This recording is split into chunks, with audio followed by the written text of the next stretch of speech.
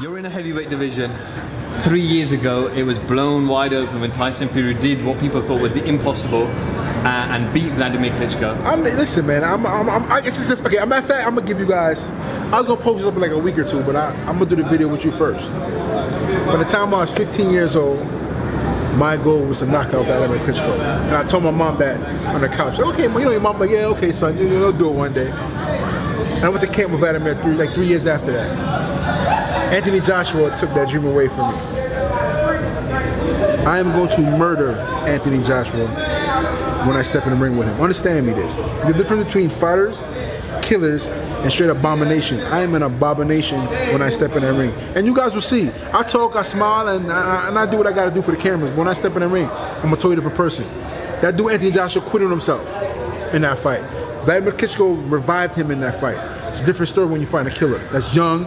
I throw the most punches in the heavyweight division, most punch output. And when I'm the biggest guy, heaviest guy in the division. And I'm keep telling you, it's only going to get better. I had 6 weeks to get ready for that fight. 30-something pounds. And Washington was easy work.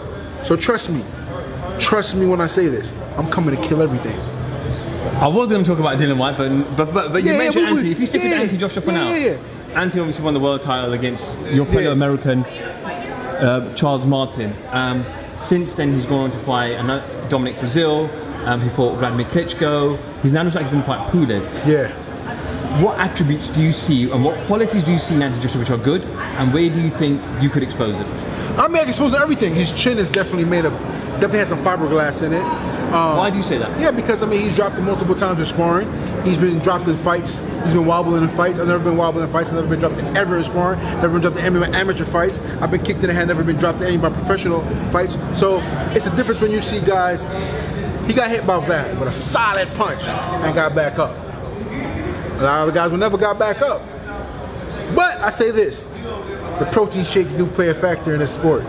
And some people can deny it, but if you put before and after pictures of a guy that's been amateur at 220 and change, and all of a sudden a year later in the professional division, and they're 245, 240s, more ripped and more round than what they were when they're amateurs, I mean, it's common sense. I'm not gonna spell black and white for you. I mean, it's common sense. But like I said, those protein shakes do play a factor. But when you say protein shakes, listen, you know what the hell I mean, man. Them protein shakes, your super duper amino acids, whatever he feel like he need. And even Vladimir Klitschko said it. He think all the muscles is gonna help him and put a mental factor on him. But you can't say Vladimir was on his protein shakes too. Dr. Steelhammer, Dr. Iron Fist, they went to school for sports medicine and nutrition and all that. So, I mean, it's so much amount of years you can do that for long, and that kind of runs out as well too. Like I said, the younger guy hold on because Vladimir took the gas with the pedal, and he came back and won the fight. I mean, it is what it is. I understand, more power to Anthony Joshua, but when you step in there with a young killer like me, I'm gonna fucking squash his head. I'm gonna break somebody. I'm quiet for a certain amount of time because I know I'm still kind of like I'm building my way back into it. I took Jarrell watching on 6 week notice. They said White was on TV. It wasn't my fault. I'm TV worthy all day, but they had to honor Jarrell Washington's contract because he's on the card already. I took it upon myself to be the challenger on his promotional company card in my city. So I'm already taking a risk. Number one, short notice fight, and I find another promoter's card. That's what I'm trying to say. And if you watch the fight, I won every round except the first round. The judges had it a draw. 2 judges. Steve Farr was like, what the hell were they watching? Even Paulie said, what the hell were we watching? Danny Jacobs was like, what the hell are the judges watching? But I stopped him anyway. But that's the factor I had to take in his place in taking that fight. You know what I mean? But it is what it is, man. It's part of boxing, and it's really a business. So I know what Anthony Joshua had to do is fight Pulev. Deontay Wilder's, who the hell he gonna fight? Either gonna be Stavern or Ortiz. And I hope Dillian Whyte, he been popping a lot of junk lately. He fought last week. He fought last week. He fought a taxi cab driver. Last minute fight.